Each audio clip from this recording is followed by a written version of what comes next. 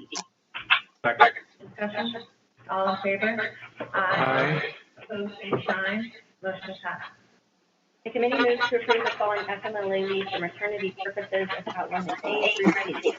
Second. Discussion? All in favor?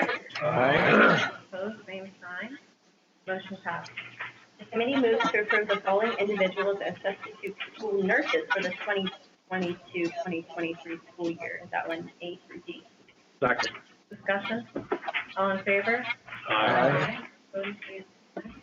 Motion passed. 6 minutes left. Thank you, Mrs. Miller. We will move on to other reports. Intermediate unit number 5, Mr. Petula. Thank you. Hello. We met on March 22nd. Short meeting. Not a whole lot to report. We haven't voted on the budget yet. At the time of the meeting, not all of the districts had voted. So we will be voting next week, I assume, since the due date is May 1st. So kind of have to. So we'll be voting on that. Let's see. They've requested permission to request bids to repave the parking lot. No base layer work needed. Only a repaving job. They already $50,000. We haven't got any bids yet. They just asked permission. Yeah, we'll see. They were putting out bids now. We had 3 resignations, 2 retirements, 2 new job descriptions were approved. Employment of new personnel, 3 part-time personnel were hired, all replacements for vacancies. Some, I guess, good-ish news, depending how you look at it. The IU has been seeking out alternative funding to offset costs associated with the increase in demand of early intervention services, which I've reported on. They received some additional funding from OCDEL, Office of Child Development and Early Learning. That funding is being used to hire an OT and 2 speech language pathologists and 1 EI service coordinator. All those positions are contingent upon additional funding coming in year to year. Some of the funding was also used to purchase adapted bicycles and strollers and communication devices for children with special needs. Resignation, Jeffrey Brooks resigned from Pencrest and was replaced with Robert Johnston, who's the new IU rep from Pencrest. We had a ham sandwich, and it was okay, I guess. It actually worked out because I got to take it to work the next day and eat it for lunch. There was some pasta salad, and the star of the meal was the big, fat, juicy piece of mint chocolate cake. Right. About that. If you're new to the meeting, he reports the food because that's how we bribe him to take his The position. only way you can get someone to be on We that. told him they fed him. But now you have to put ham sandwich on your Edinburgh gifts. Yeah. Right. Oh, Right. maybe I did. It's part of the meeting. Next meeting, April 26th, next week. McLaren comments. There you go. Oh, yeah, I gotta be honest. Is that all, Mr.? That concludes my report. Thank you. Sir. Thank you very much. Dr. Wise, Erie County VOTAC. The construction program continues very well. The place is looking very impressive. We've not seen the work that's being done up there, though. After it goes through most time, we're making the building considerably bigger. You know. It's extremely well done. I'm learning about cement, things like that. Good to know. Our new director is with us on a part-time basis. He's coming up. He's still at the Parent County Intermediate Unit. He's up with us. Half days and full days in advance of joining us on July 1. He seems like a very competent guy. We sat through a impressive presentation by students in architectural design who has been designing houses made out of barn. Okay, I think they're brand new houses, I believe. But in the case described monitor barns and barns that sit on uneven property, and their designs are very, very clever. They were out with several architecture companies visiting, and they've even gone to the Northeast and over to Ohio to visit people who live in barns. They've been modeled. the presentation was very well done. Very, very good. And dinner was fabulous, but I can't remember what it was. I forgot it was that good. So, Brad wins. Thank you, Madam Chair. Thank you. Mr. Lofgren, Legislative Council report. So I'm a little light today. I looked through a number of sources. The two items that I'll mention are just, one was from the Liaison Digest from PSBA, and that is, it appears that they have a new program that allows for online superintendent evaluation process that allows customization, supplying our own information. So I wanted to just mention that as part of receiving that information from PSBA. And the other thing I will mention is this is Child Abuse Awareness Prevention Month in April, so just another important aspect of our world to be aware of and as we plan out our programs. So that is my report for you. Did we all get the PSBA survey too? Yes. Oh, yeah. It takes like 3 seconds. It doesn't take long to do. It's due today, but I feel like it. I think I feel like I did it's it today. Unique yeah, you link unique in your email, identifier. so we can't forward it to you. You have to There I had trouble getting on the first time, but then I did it today again. It worked. Same. yeah. So good reminder, try that again. It's a useful survey. Yeah, There were some things in it that I had never heard of. I've never heard of. And then we're going to move on to the General McLane Foundation report. General McLane Foundation, we have a meeting, I think, next Thursday. Important dates, holiday fair is November 18th this year. The golf outing is, July 15th. Definitely looking for players, sponsors, groups, gifts. If anyone has anything that would be in line for that, that would be great. And the one bad news is that trustees don't even know about it. I just found out this yesterday. Bill, also you're interested in this, is I talked to John Austin, who is the chair of the Gillespie Foundation itself. We all suffered the stock market last year. The Gillespie Foundation did as well, and they are not giving out their alumni scholarships this year. No. Oh, wow. It's a real bummer because generally, we don't talk about it much in these meetings, folks, but the Gillespie Foundation is one of our partners, and they give $1,500. They gave last year $1,500 scholarship to our alumni, and it's, so hopefully next year they'll do it again. But that's a bummer because there's a lot of, you reach out to kids and when they get that money, That was a really nice tradition. I know. And he said they'll pick it up again, but there's just nothing there right now, and that's fair. We understand why. But that's a bummer. But other than that, I think things are going really good at the foundation. Thank you. Is there, and that concludes my report. Is there other business? I have one if you. This bill must be big. You put a whole hand up. Well, 3 things. Oh. One I heard. Just wanted to remind everybody about the contractors being on campus in the buildings at the high school and middle school starting very soon. So there's going to be a lot of activity. Second thing was we did sell our bonds last week, and the total proceeds are $9,570,000, and our analyst and advisor feels that we got good rates. Something called the arbitrage yield, which is what's reported to the IRS, was 3.17% overall for a 20-year bond issue, and they were pleased with that. So we'll have that money coming in. The closing will be next month. We got a good faith deposit of almost $100,000, and the rest of it will be coming around May 15th. Bond. In the area of probably too early to talk about, but I'll mention it. Jamie Sobolewski is heading up an effort on contacting vendors about the turf replacement. So we met with the turf replacement representative the other day, and he has a fancy machine that he took up on the field to measure the, I guess it's the resistance and the flexibility of the turf. The good news is that the turf is not in imminent danger of unraveling or falling apart.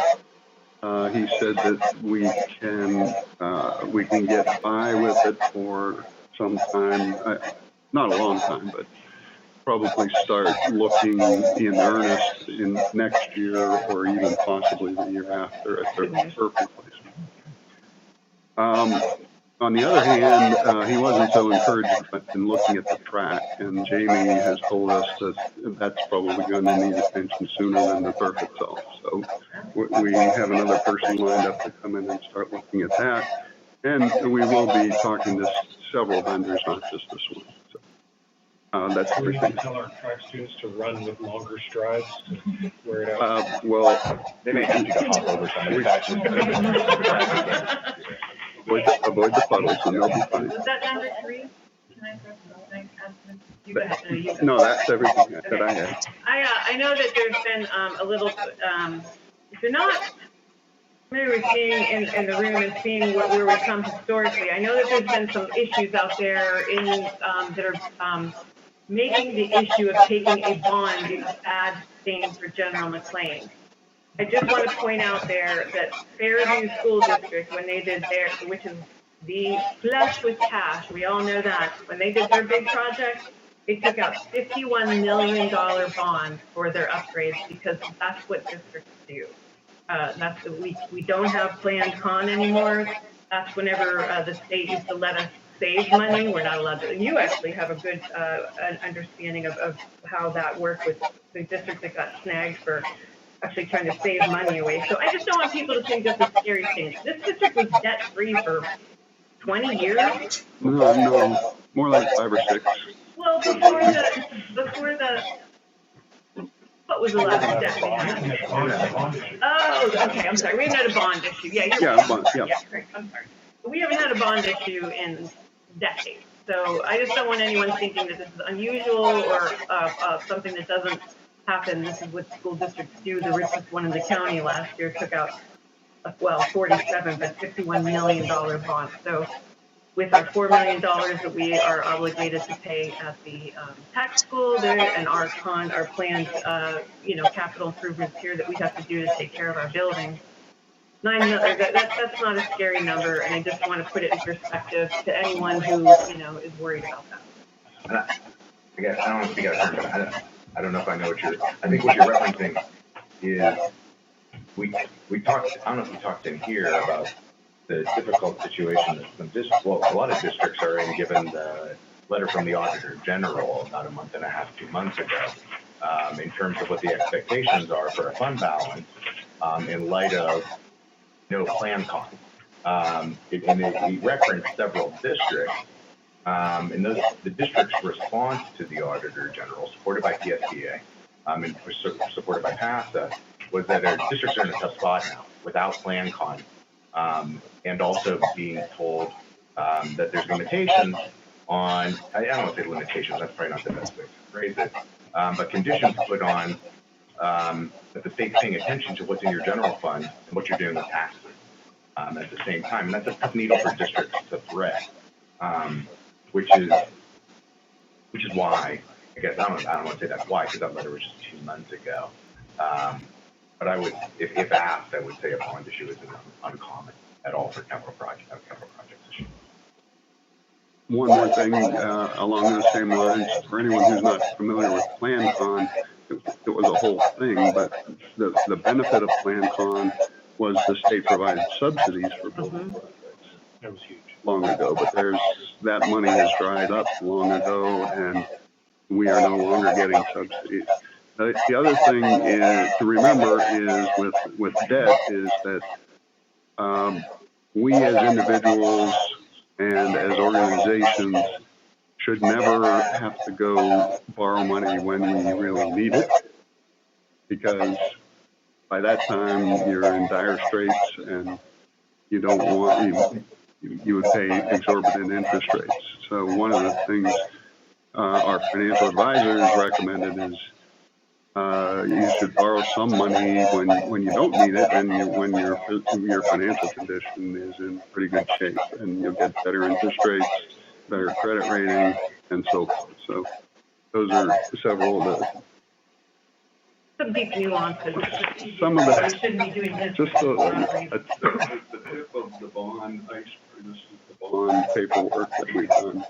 So anyway, I'm happy to lend it. Who wants to look it up for next? So that's enough. Yeah, absolutely. Any other business? I wanted to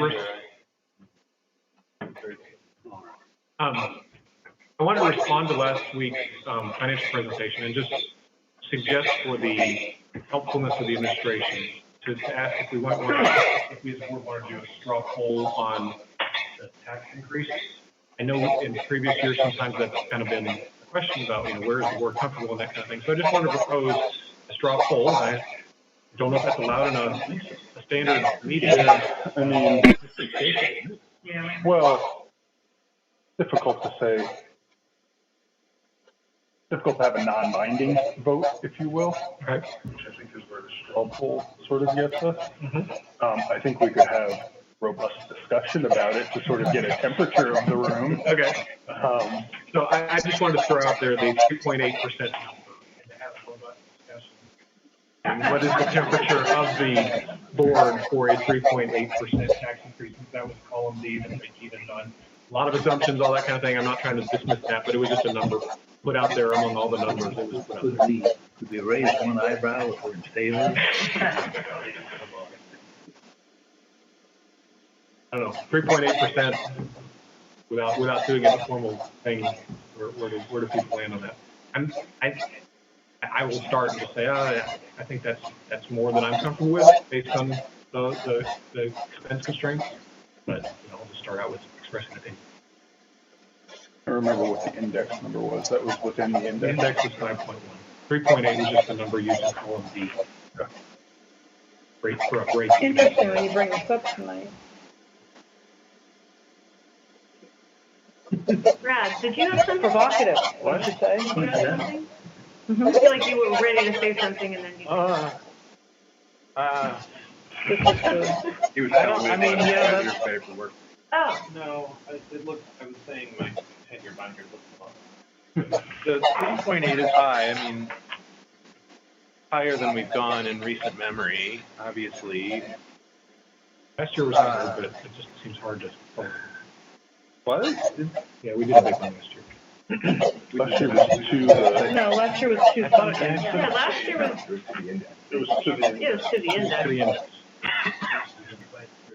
But prior to that, we had several years in which we went in rather low.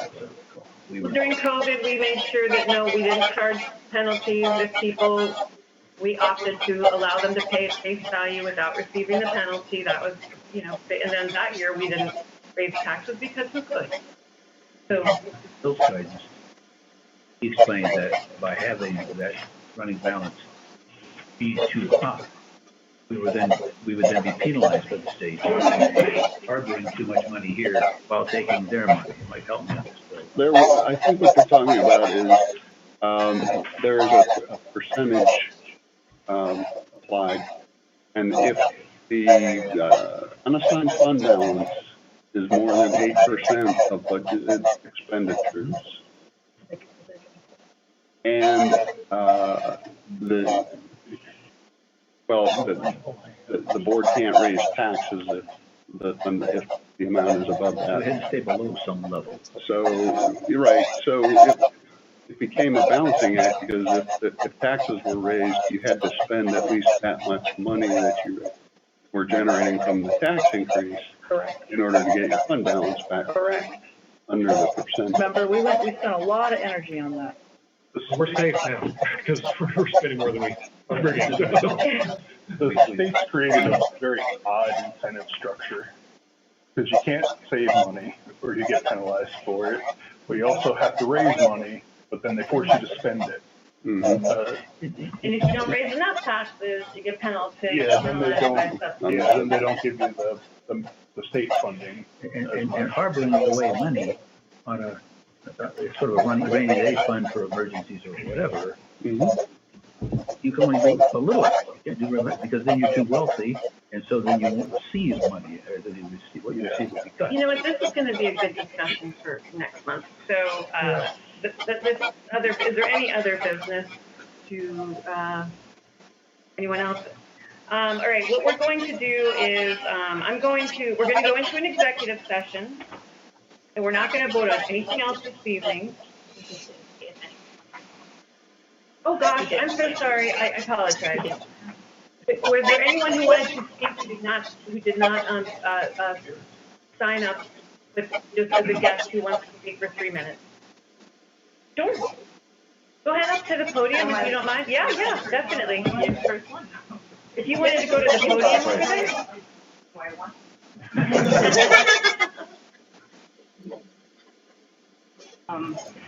So I just wanted to, Wait. state your name. I'm Ellen Rizak, Colsick, 2010. No, you want your address. Thank you. Excuse me, Ms. Margaret, tell us what you do. So I am an assessor for A&AD Forensics. So I travel around the world and I inspect laboratories and make sure that they're. Have you been an engineer for NASA? My sister was. My sister said it's NASA. And now I'm gonna start your 3 minutes. Okay. Go ahead. So just to piggyback on what Mr. Lofgren said about Child Abuse Prevention Month. I'm actually a board member of the Children's Advocacy Center of Erie, and I just wanted to publicly thank Dr. Lane, who bugged a little bit about our ACT program, which is a violence prevention program, essentially parenting classes that are funded by the CAC. And we were looking to establish something out in the county, and he facilitated, I think, doing it with Mr. Spillett at McLane School, which just concluded, and I just really appreciate his willingness to work with us on that. I also appreciate the coffee with Dr. Lane, and would be totally open to a happy hour with Dr. Martin. I'll be hosting them.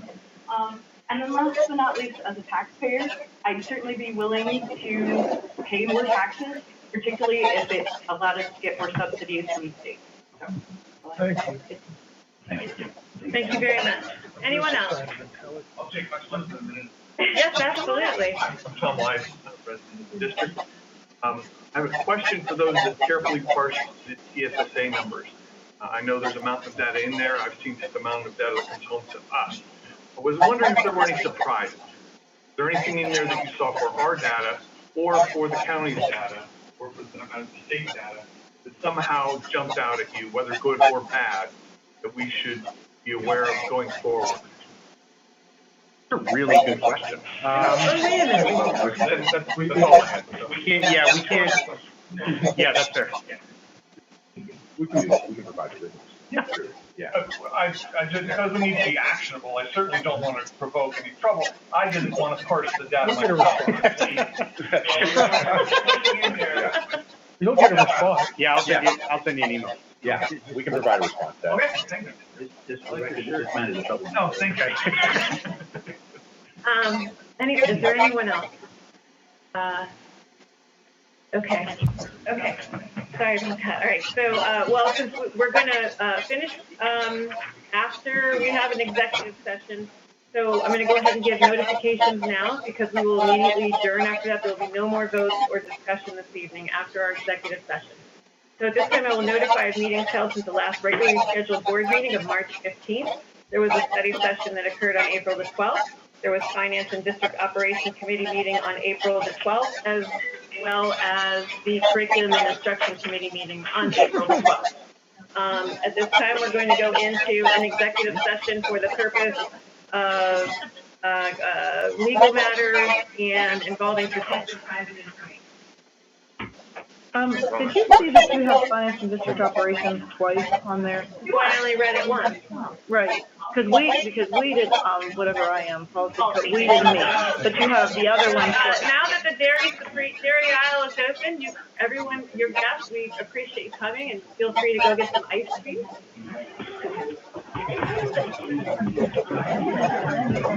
legal matters and,